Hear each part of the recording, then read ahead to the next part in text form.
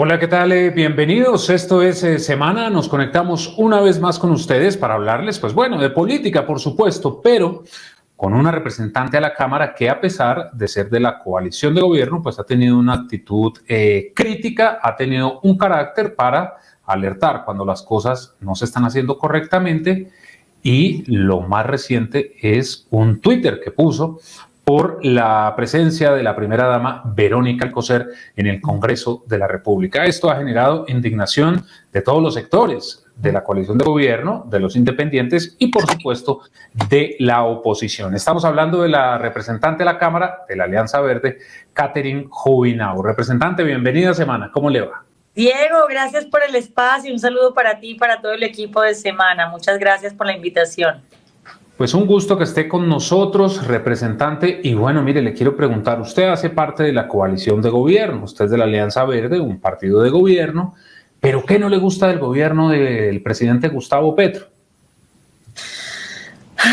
Pues es una pregunta difícil, Diego, porque la opinión pública sabe y el país sabe que yo apoyé al presidente Petro en campaña, que aún cuando no me considero petrista, ni nunca he sido petrista, pues he tratado de acompañar, digamos, el proyecto general de cambio que él propuso.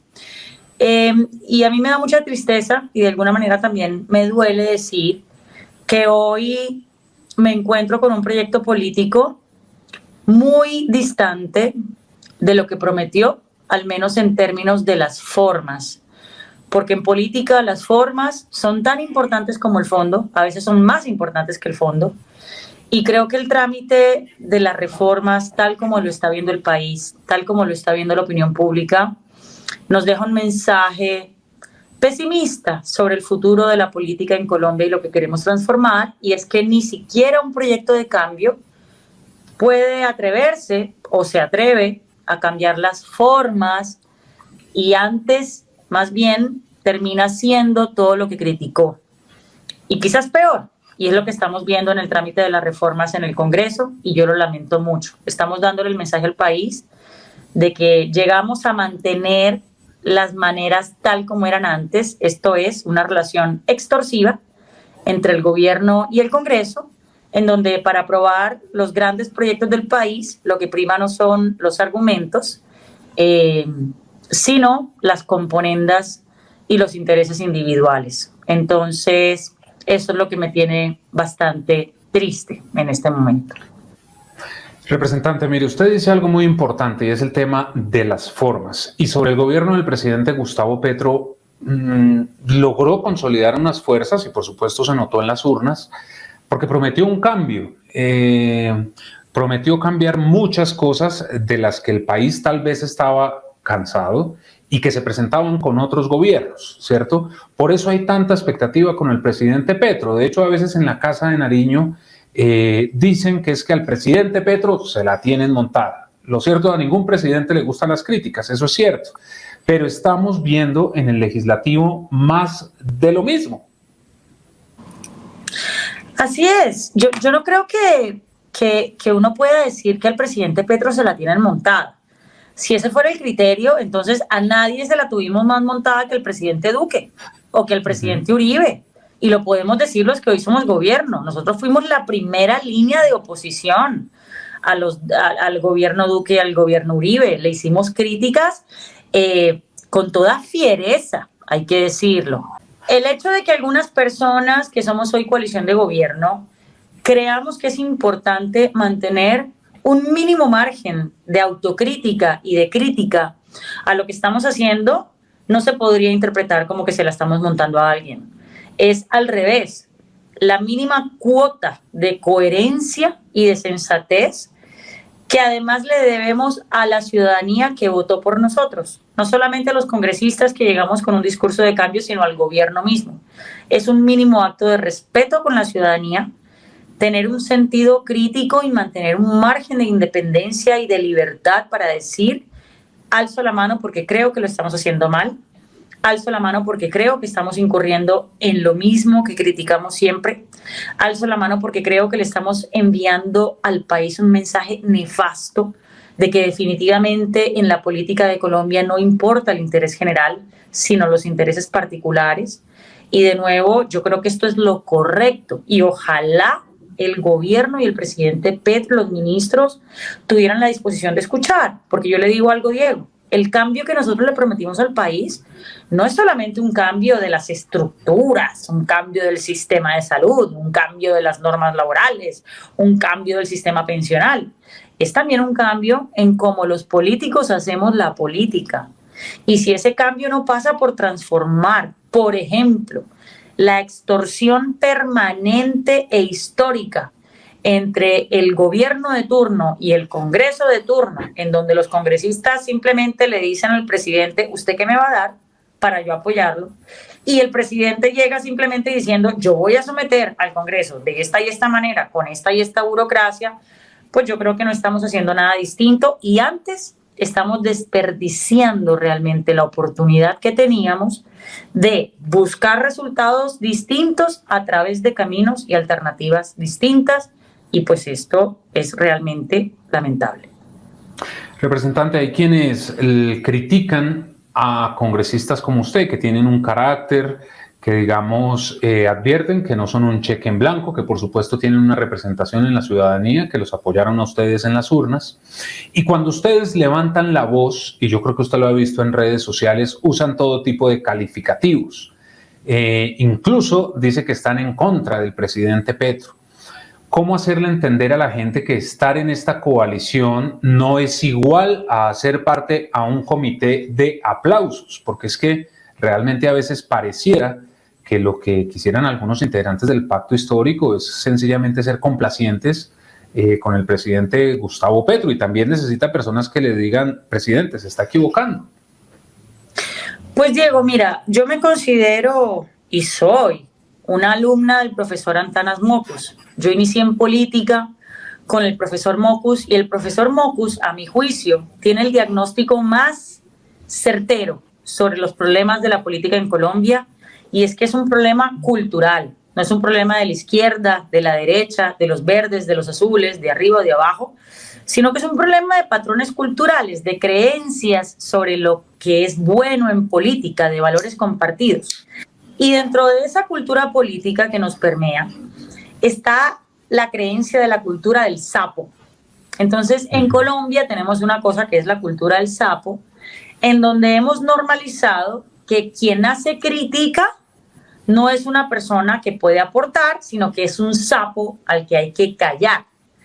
Que esa persona que hace la tarea, que es estudiosa, nerda, que pone sus convicciones y sus principios por encima de consideraciones particulares, entonces es un sapo.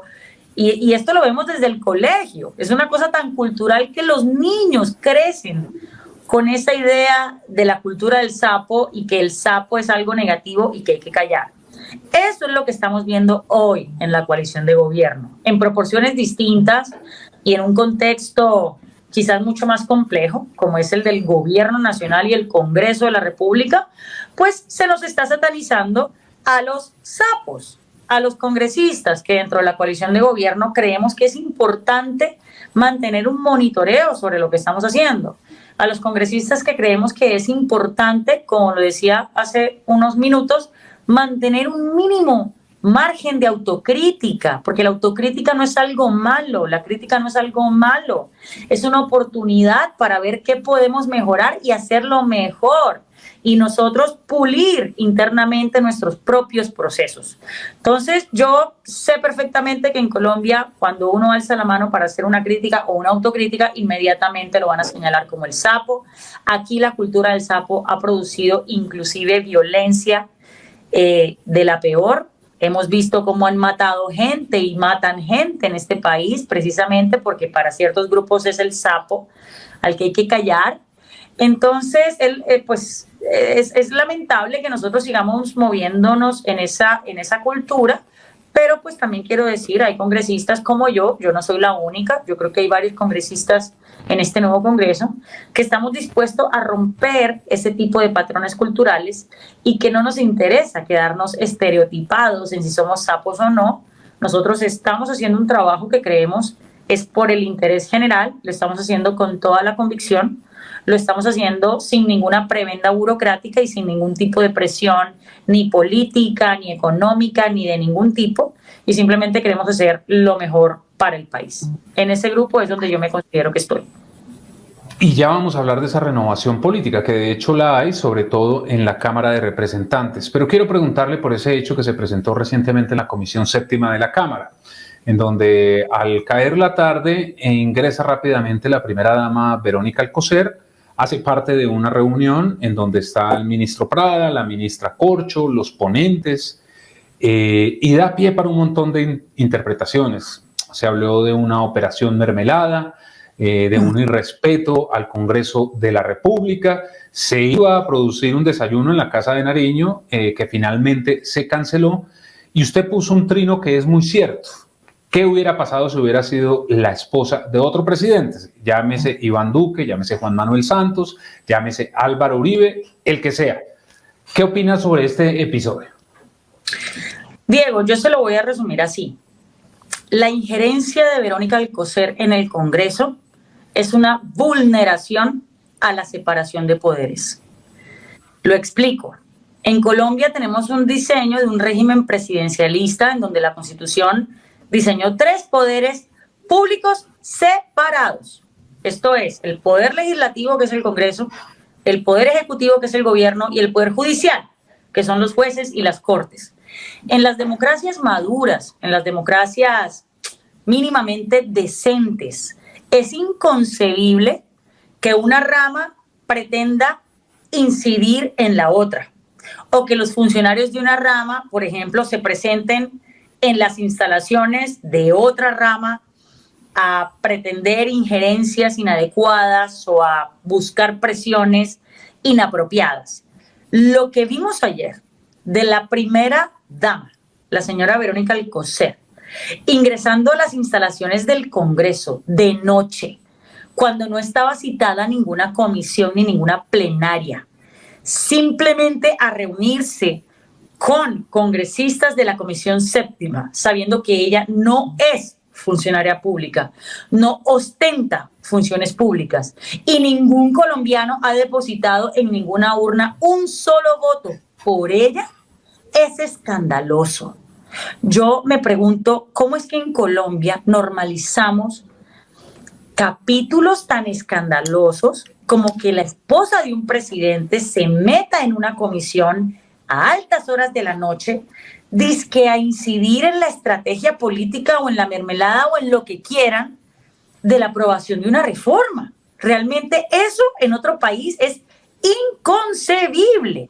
Y lo repito, como lo dije en Twitter, yo no me imagino lo que estarían haciendo los petristas si fuese en el gobierno pasado la ex primera dama María Juliana Ruiz, esposa del expresidente Duque, la que estuviera irrumpiendo en altas horas de la noche en el Congreso, en una comisión, a reunirse con congresistas. Tampoco me imagino lo que hubieran dicho los petristas si fuera la ex primera dama Lina Moreno, esposa del expresidente Uribe. O sea, por mucho menos, pero por mucho menos, el petrismo salió a las calles a paralizar el país. Entonces, lo que uno no se explica y lo que uno no puede aceptar es que este gobierno esté incurriendo en unas conductas tan inapropiadas y tan vergonzosas y tan peligrosas, y que los mismos petristas y las mismas personas que votaron por este proyecto político no tengan una mínima autocrítica. Yo le termino con algo en este segmento. Aquí estamos quizás normalizando algo que se puede tornar muy peligroso a futuro. En el Código Penal colombiano hay un delito que se llama cohecho. ¿Qué es el cohecho? Dar u ofrecer prebendas o dádivas o beneficios de manera directa o a través de terceros a servidores públicos, o bien para que hagan su tarea o bien para que omitan su tarea como servidores públicos. Por mucho menos de lo que estamos viendo de la operación mermelada en la reforma a la salud, cayó Sabas Pretel y cayó Gidis Medina Recordemos en el episodio en el que Álvaro Uribe buscaba su reelección. O sea, recordemos lo que pasó en ese momento. Hubo un ministro con una congresista que en un intercambio de dádivas terminaron en la cárcel por el delito de cohecho.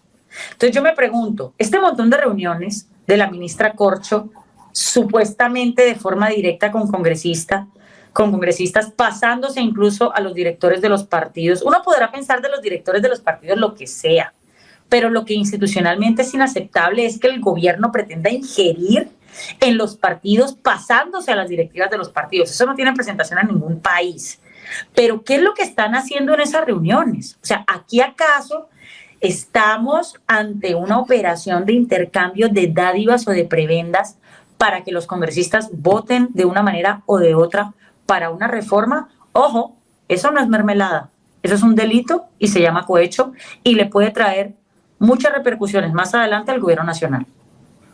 Esto en cuanto a la presencia de Verónica Alcocer, pero quiero preguntarle por la actuación de sus colegas de la Comisión Séptima. Ellos quisieron normalizar este asunto diciendo no, la invitamos para que nos prestara una sala de la Casa de Nariño, un salón, pues, para poder hacer este desayuno al día siguiente a las 7:30 de la mañana.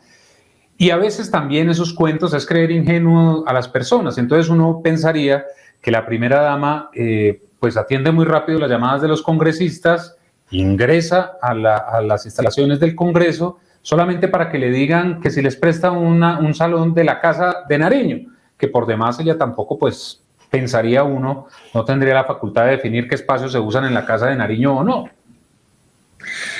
Es que esto es supremamente irrespetuoso con la opinión pública, Diego, con la inteligencia de la ciudadanía. A mí me molesta que los políticos sientan que la ciudadanía no piensa y que los políticos traten a la ciudadanía como si la ciudadanía no tuviera suficientes elementos de juicio para discernir lo que es correcto o no en política. Esto es algo que desde la izquierda, desde el petrismo y desde los sectores alternativos le criticamos siempre a la derecha. No traten a los ciudadanos como si fueran estúpidos. Y ahora lo que uno ve, lamentablemente, es que el gobierno está tratando a la ciudadanía como si fuera boba. No, la ciudadanía no es boba. Aquí no le podemos meter o embutir al Congreso a la primera dama a altas horas de la noche con unos congresistas que están en la Comisión Séptima, con el presidente de la Comisión Séptima, que en este caso es Ahmed Escaf, y al día siguiente salirle a decir a la gente, ay, tranquilos, que simplemente estábamos cuadrando con ella a ver si nos prestaba un salón en la Casa de Nariño. Como usted ya lo dijo, la primera dama ni siquiera tiene la potestad, porque ella no es servidora pública, de definir qué espacios se prestan o no en la Casa de Nariño. Entonces, ni lo uno ni lo otro. Pero aquí lo que hay que rechazar también es que los congresistas que en su momento fueron supremamente críticos con gobiernos de derecha, que por hechos mucho menos digamos, lesivos que estos hubieran llamado a marchas, hubieran llamado a paros, ahorita estén justificando todo lo injustificable con excusas absolutamente ridículas y que crean que la ciudadanía sencillamente no se va a dar cuenta. No hay derecho a respetar de esa forma a la ciudadanía. Claro, y esto en lo que tiene que ver con la reforma a la salud. Y le quiero preguntar algo, representante, porque se ha hablado de un diálogo, de una concertación con todos los sectores. Pero lo cierto es que, usted me dirá si estoy mintiendo, con Alianza Verde no ha habido diálogo sobre la reforma a la salud. Hemos visto con el Partido Conservador, con la U, con el Partido Liberal. ¿Con ustedes han concertado algo de la reforma a la salud? Nosotros tenemos una congresista muy juiciosa, que es Marta Alfonso, que es una de las ponentes de la reforma a la salud. Y resalto a Marta porque Marta es la única que hace, digamos, parte formal del proyecto, en el sentido de que es ponente, y que nos ha dicho al interior de nuestra bancada, sentémonos, muéstrenme qué proposiciones tienen, cuáles son los puntos en los que no están de acuerdo. Eso lo ha hecho nuestra ponente Marta Alfonso, y que es lo mínimo que nosotros esperaríamos de ella porque es de nuestro partido. Desde el partido de gobierno, desde el pacto histórico o desde el presidente, no ha habido ningún espacio en donde formalmente nos llamen a nosotros y nos digan presenten oficialmente las propuestas del Partido Verde y nosotros vamos a revisar cómo incorporar las propuestas del Partido Verde a la ponencia. Ese espacio no lo ha habido formalmente desde la presidencia con la bancada. Ahora, también le quiero decir, yo sí he tenido espacios personales en el Ministerio de Salud con la ministra Corcho porque yo se los pedí. Porque yo le pedí a ella un par de reuniones, yo fui con mis asesores, le conté sobre mis preocupaciones. A mí me está asesorando no solamente mi UTL, sino académicos de distintas universidades, quizás la principal, la Javeriana. Con el Observatorio Laboral de la Javeriana hemos venido trabajando muy de la mano, no solamente para el tema salud, sino también para el tema de la reforma laboral. Y con el experto también investigador de la Universidad Johns Hopkins en Estados Unidos, Andrés Vecino. Entonces yo fui con los expertos, yo fui con los académicos y yo le expuse mis preocupaciones y nunca tuvimos seco. Esto se lo puedo decir porque yo hice la tarea. O sea, a mí nadie me puede decir que es que yo tengo una percepción de la ministra que no es. No, yo fui al despacho de la ministra, nosotros hicimos unas propuestas concretas a la ministra y así como la ministra no le recibió las propuestas a otros partidos, pues a mí tampoco. Y pues ahí sí tengo que decir que aparte de lo que yo pude hablar con la ministra directamente, no he conocido de ningún otro espacio formal en donde el gobierno nacional nos haya invitado como Partido Verde a presentar nuestras propuestas a la reforma a la salud. Y también vimos al presidente Petro lanzando críticas, es decir, en medio de toda esta reforma ha habido una especie de defensa que ha querido ejercer el presidente Petro sobre la iniciativa de su gobierno, pero dijo que con la plata de la salud se habían financiado los paramilitares. Usted también lanzó unas respuestas muy duras en contra del presidente y le quiero preguntar, representante, si hacer una defensa de una reforma implica lanzar ataques contra clínicas, hospitales, contra nuestro sistema, que sí, hay que mejorarlo, de eso no le cabe duda a nadie, pero es que a veces se quisiera mostrar como si definitivamente es que no funcionaría y fuera lo peor. No, vea, lo que hizo el presidente Petro de insinuar que es que la corrupción del sistema estaba en las clínicas y hospitales porque en algún momento financiaron el paramilitarismo, yo le digo una cosa, aquí ha habido un congreso que en su momento estuvo financiado en un 30% por el paramilitarismo. ¿Y entonces qué hacemos? ¿Cerramos el congreso? Aquí ha habido gobiernos y presidentes que presuntamente han tenido relaciones con el paramilitarismo. ¿Y entonces qué hacemos? ¿Cerramos el gobierno y cerramos el país? Aquí tenemos unas fuerzas militares en donde hay generales y de ahí para abajo que tienen presuntos vínculos o han tenido con el paramilitarismo y el narcotráfico. Entonces, ¿qué hacemos? ¿Cerramos el ejército y acabamos con las fuerzas militares? O sea, lo que está diciendo el presidente Petro es un argumento falaz, porque puede que sea cierto que en algunas regiones en algún momento hubo alguna EPS que tuvo vínculos con el paramilitarismo. Es que en Colombia casi que todas las esferas han tenido vínculos con el paramilitarismo. ¿Eso es una excusa para entonces acabar el sistema de salud? No, eso es una falacia, eso es un sofisma, eso es buscar crear una narrativa para hacerle creer a la gente que con base en unos hechos concretos que tuvieron un punto concreto en la historia, hay que acabar con todo el sistema. Y eso es muy, pero muy peligroso. Uno no puede salir a estigmatizar a un sistema que además en la pandemia vimos, Diego, que fue el que sostuvo al país. Nosotros acabamos de salir de una pandemia hace 2 años.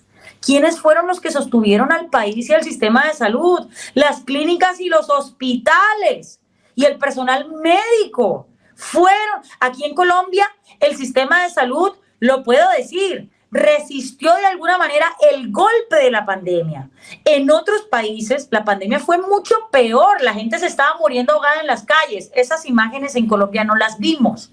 Entonces, si bien aquí el sistema de salud, por supuesto que tiene cosas por mejorar, por supuesto que ha tenido dificultades para llegar a la Colombia dispersa, por supuesto que ha habido casos de corrupción en EPS privadas, pero sobre todo en públicas. Y sobre todo en IPS públicas, y sobre todo en las redes hospitalarias manejadas por los gobernadores y alcaldes, sobre todo ahí es donde hemos visto corrupción en la salud. Entonces, uno no puede simplemente coger como si fuera un rompecabezas, una piecita aquí, una piecita acá y una acá, para desbaratar el rompecabezas y decir que ese rompecabezas no tiene ningún sentido cuando no es así.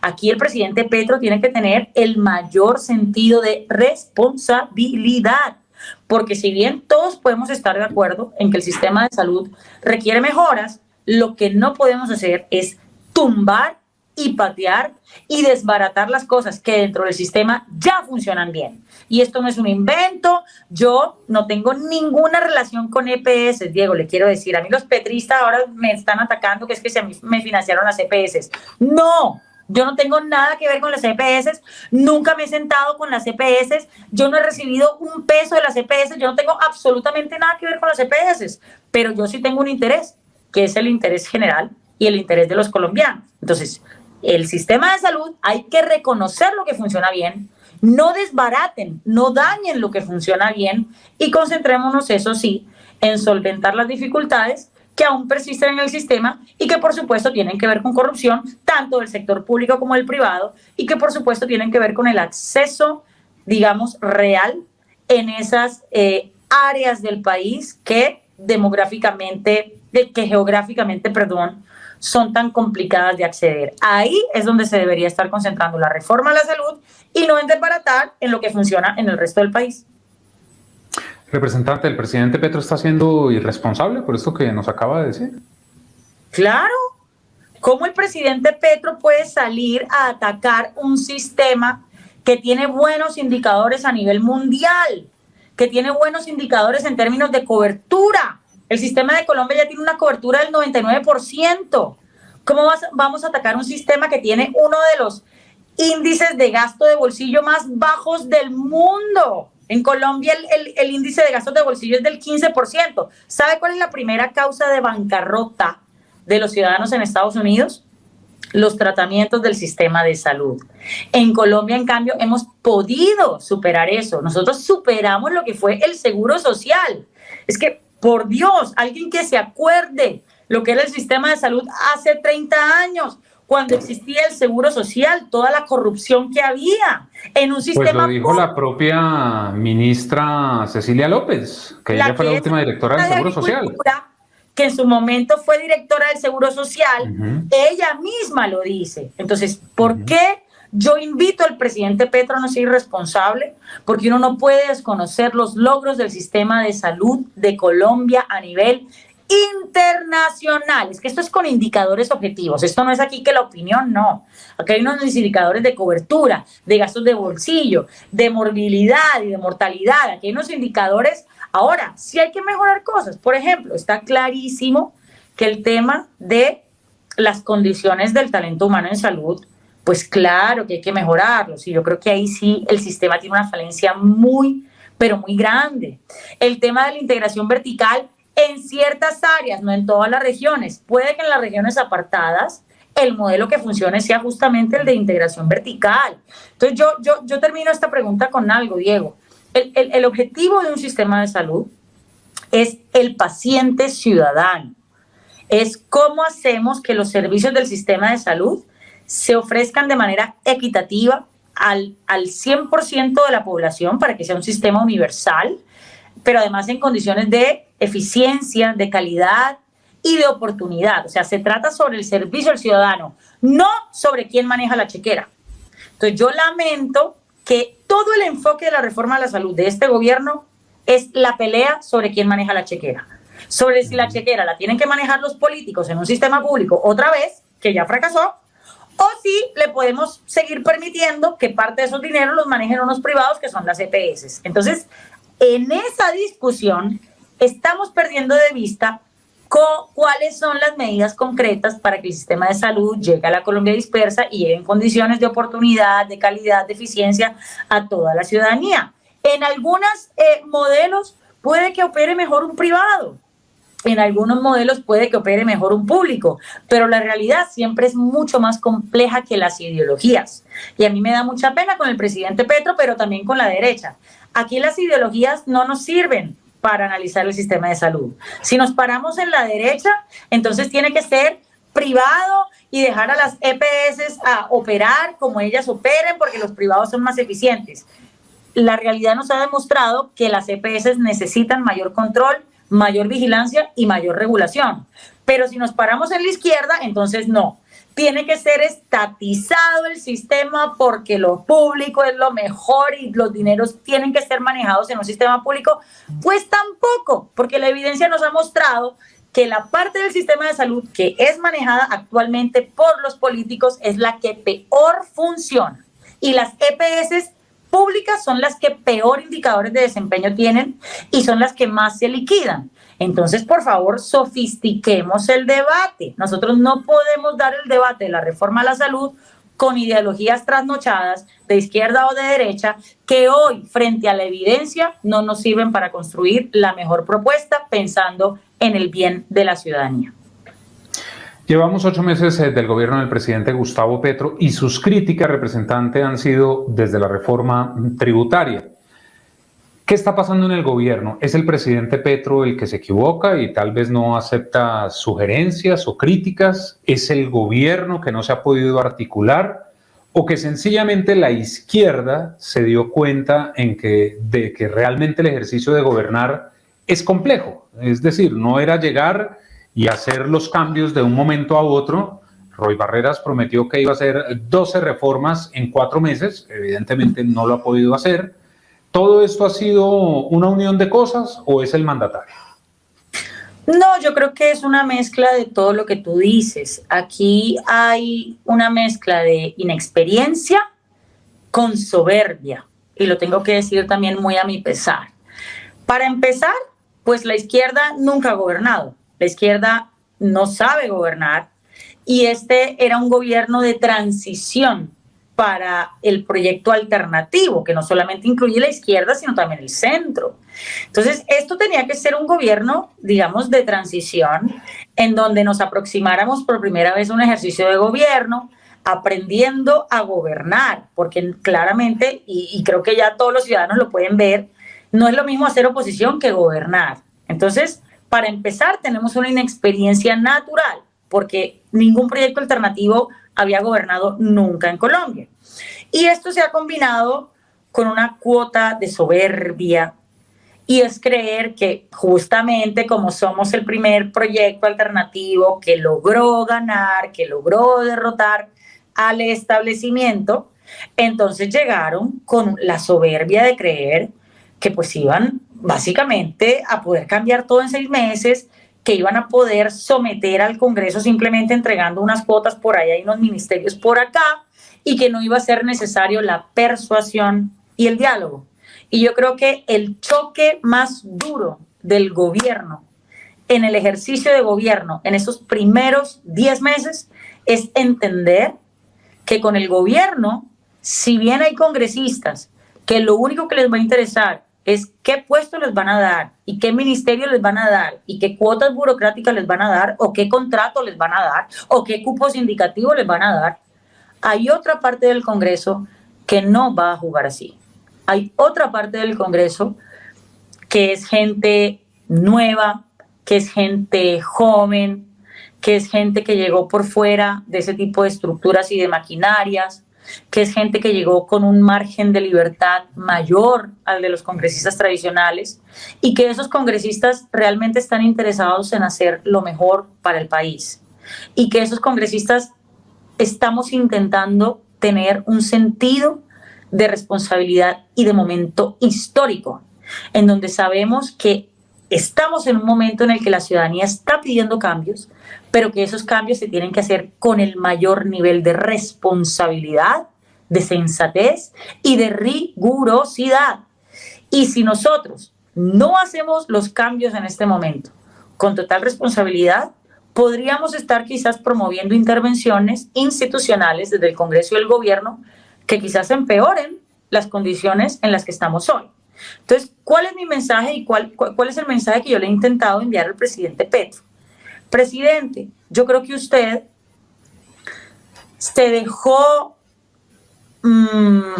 contagiar de una sensación de todopoderoso que lo llevó o que lo ha llevado a una actitud soberbia con el Congreso, en una relación realmente muy distante, muy déspota, en donde el canal de comunicación con el Congreso han sido unos ministros a través de los cuales se entregan unas cuotas y se entregan unos ministerios.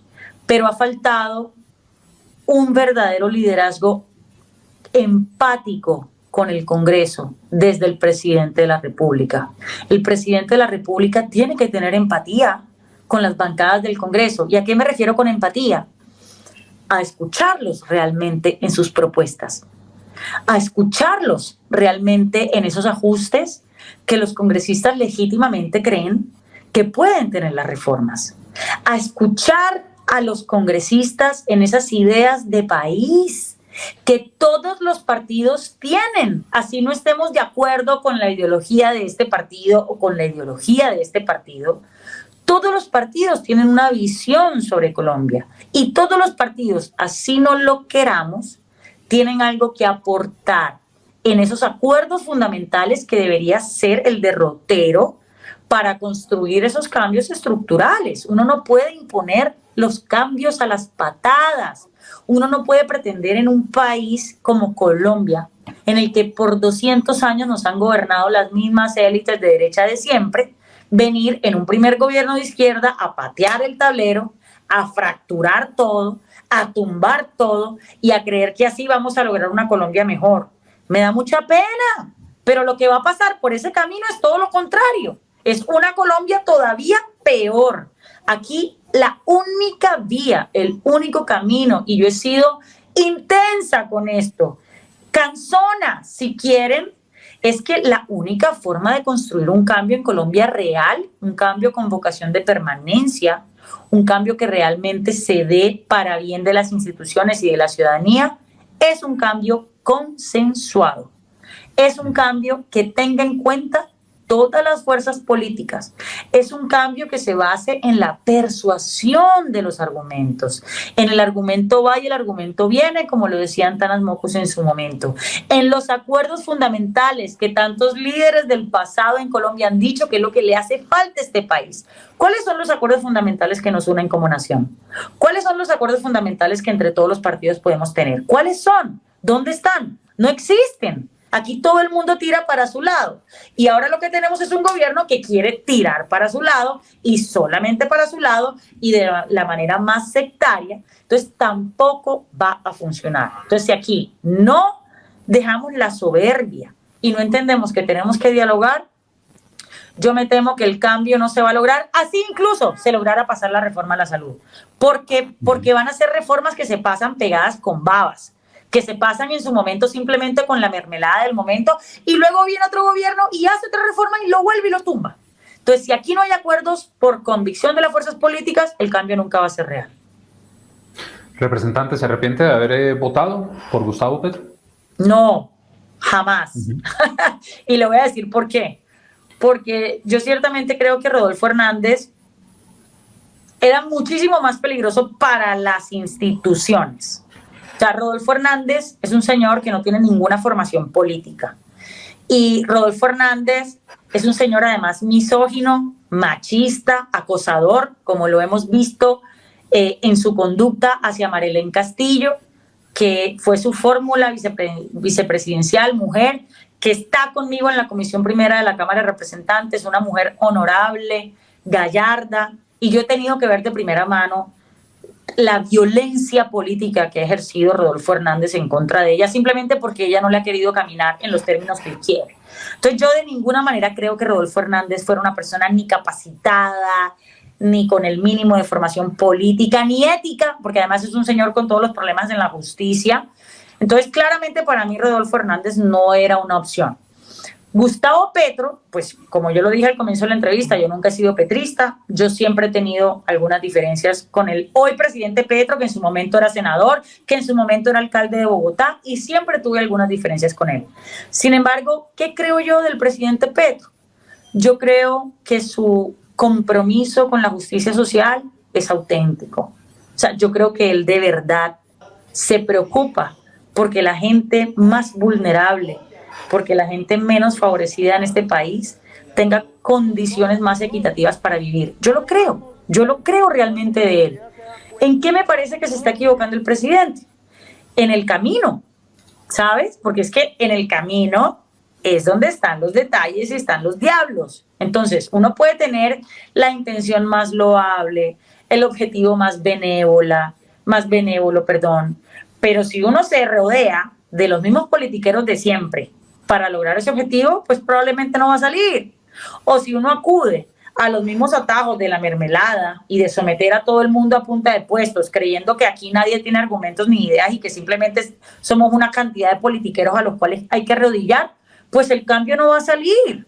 Entonces yo lo que creo de nuevo es que el presidente lastimosamente ha ejercido un liderazgo soberbio y déspota ante el Congreso de la República, cuando al revés él debería ejercer ante el Congreso un liderazgo empático, un liderazgo generoso que le permitiera a los congresistas, en el marco de las ideas y de la deliberación pública, proponer a sus reformas. Eso no se va a solucionar el presidente Petro reuniéndose allá en un salón escondido con César Gaviria y con Dilian Francisca Toro, entre otras cosas porque nadie tampoco confía en las intenciones loables de Dilian Francisca o de César Gaviria, pues claramente todo el mundo cree que ellos también simplemente están muñequeando a ver cuál es el beneficio que pueden sacar para ellos mismos. ¿Cuál es la única manera de blindar esa concertación para las reformas? Pues hacerlo de manera pública. ¿Por qué el presidente Petro, que es un hombre que ha hablado de transparencia, que ha luchado contra la corrupción, no ha llamado a los partidos a una mesa de diálogo pública en donde ante la ciudadanía, ante la academia, ante los expertos, se pudiera deliberar y con escrutinio de todos esos actores de la sociedad civil? Entonces ahí sí buscar los consensos, pero no, se encierran por allá a hablar y luego se caen los acuerdos, aparece el Partido Conservador y dice que ya no va a apoyar, y aparece la U y dice que ya no va a apoyar, y aparece el liberal diciendo lo mismo. ¿Y qué le queda a la ciudadanía, Diego? Uy, estos tipos, ¿quién sabe qué se encerraron a negociar? ¿Y quién sabe qué tan turbio era eso? Que ni siquiera entre ellos se pudieron poner de acuerdo.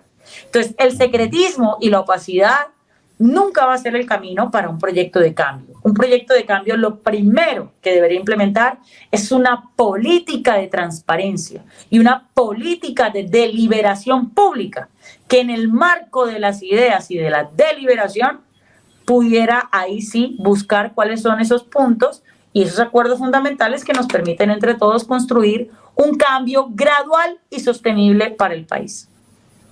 Y hablando de reuniones, y no la puedo despedir sin preguntarle esto, Julián Bedoya, dicen que lo vieron por la Casa de Nariño, la semana pasada lo vi en el Congreso de la República. ¿Qué opina usted sobre esto? Porque también es cierto que en Antioquia se han dado varias movidas, al parecer el Partido Conservador le iba a dar el aval, como hubo un cambio en la dirección, ese aval se lo entregaron al expresidente del Congreso, Juan Diego Gómez, y Julián Bedoya estaría buscando el respaldo del pacto histórico y estuvo en la Casa de Nariño. Entonces, si el pacto lo avala de una u otra manera, terminarían ustedes como del mismo lado, representante, y usted ha sido muy crítica de él. No, vea, lo más vergonzoso de ese capítulo es que a Julián Bedoya lo están metiendo en la Casa de Nariño como un delincuente, como un ampón, o sea, lo esconden. Tienen conciencia de la percepción de delincuente que tiene Julián Bedoya, el abogado de papel, que ni siquiera lo reciben por la carrera octava, que es por donde entra todo el mundo a la Casa de Nariño a la vista de los periodistas. No, lo esconden. Pero aparte de que lo esconden, digamos, es de público conocimiento que sí, Julián Bedoya apoyó la campaña de Gustavo Petro, eso es verdad, y le movió toda la maquinaria en Antioquia y en particular en La Estrella y en algunos municipios. Varios congresistas de la coalición de gobierno, desde que nos posesionamos como congresistas, nos hemos tragado ese sapo. Yo me he tragado ese sapo recordándole a la opinión pública que fui yo la que en 2019 sacó las primeras denuncias del fraude en su diploma de abogado, que hoy ha sido reconocido por la Universidad de Medellín, que hoy ha sido sancionado por el Ministerio de Educación y que hoy tiene a la misma fiscalía poniendo en juicio a los profesores y directivas que participaron de ese fraude y de esa falsedad y de lo que es para mí un concierto clarísimo para delinquir. ¿Qué podría pasar si el pacto histórico pues se atreve, porque me pareció un atrevimiento para empezar, a apoyar una candidatura como la de Julián Bedoya, supuestamente a la gobernación de Antioquia.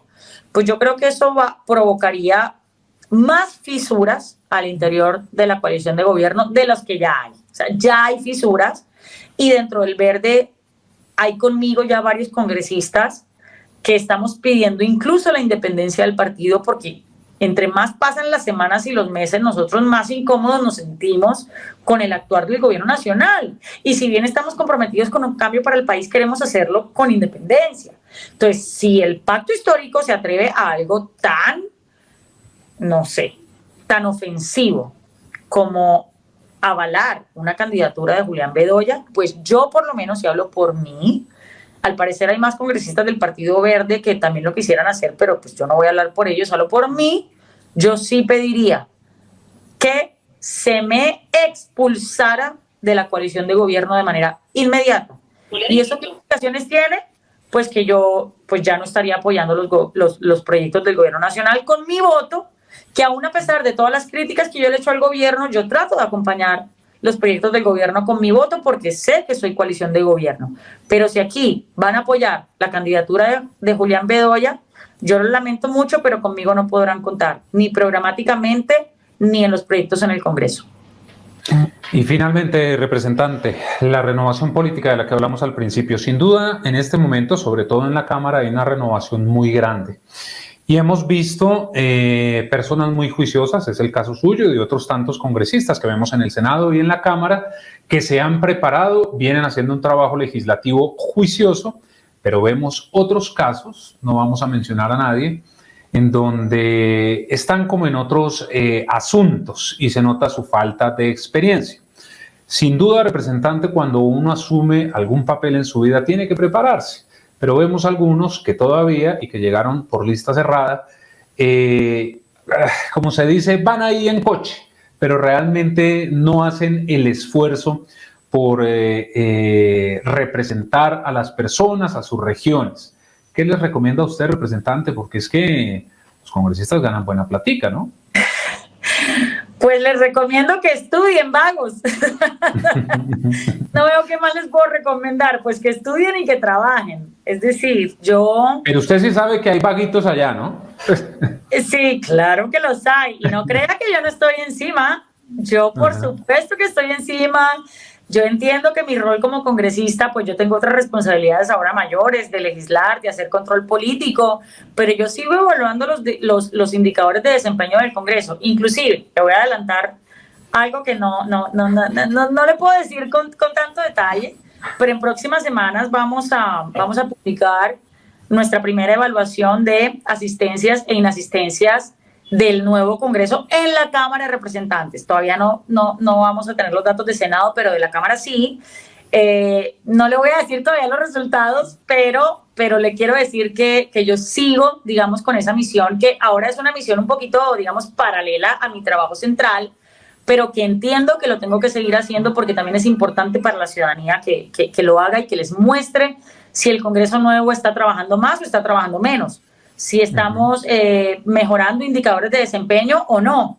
Y si bien también le puedo decir que hay muchos congresistas nuevos que han entrado con mucho compromiso, pues han entrado otros un poquito, como dice usted, en coche. Tampoco voy a decir nombres, pero pues lo único que yo le podría decir a esos congresistas en este momento es que, una vez más, tengan sentido del momento histórico. No es un momento para simplemente estar aplaudiendo como focas, tampoco es un momento simplemente para estar pateando y criticando porque sí.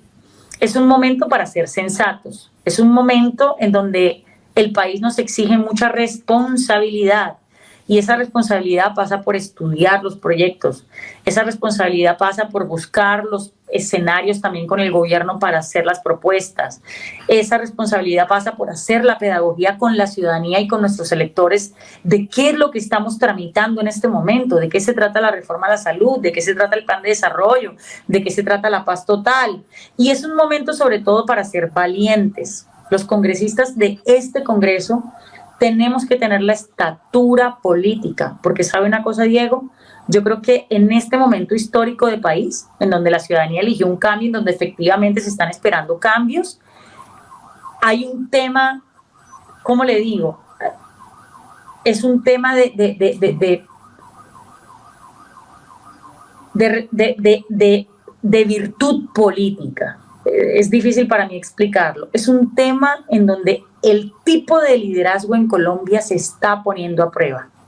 Los políticos en Colombia tenemos un liderazgo virtuoso, en el entendido en el que el liderazgo virtuoso busca el beneficio para el interés general, o le vamos a confirmar al país que el tipo de liderazgo político que se ejerce en Colombia es un liderazgo egoísta, individualista y banal, en el sentido de que no le importa realmente lo que esté haciendo por el país, sino lo que está recibiendo en la esfera individual, los beneficios que está recibiendo en términos de prebendas personales. Entonces, ¿cuáles son de esos dos tipos de liderazgo, el liderazgo virtuoso y el liderazgo vulgar?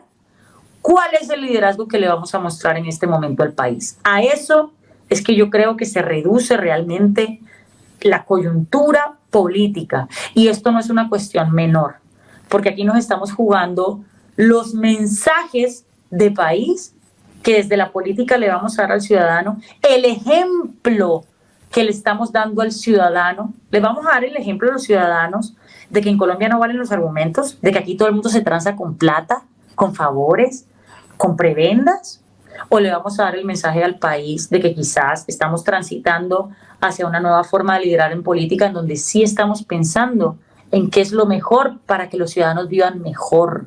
Al final la política tiene ese propósito, mejorar la vida de los ciudadanos en su cotidianidad, en la salud, en el trabajo, en el ocio, en la recreación, en la educación.